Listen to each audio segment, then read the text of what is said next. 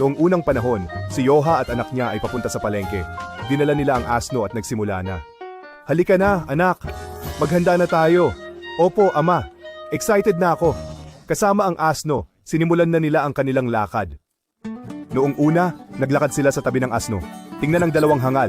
May asno sila pero hindi sinasakyan. Sumakay ka na lang, anak. Inisip ni Yoha na mas mabuting anak niya ang sumakay. Kaya pinasakay ni Yoha ang anak. Bastos na bata nakasakay habang naglalakad ang ama. Ama, ikaw na lang.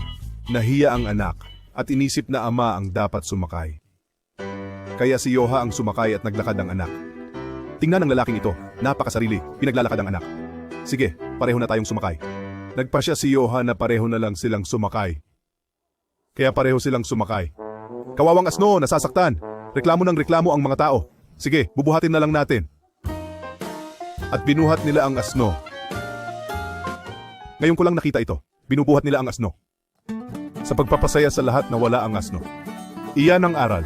Hindi mo mapapasaya ang lahat, kaya gawin ang tama. I-like at mag-subscribe para sa iba pang kwento.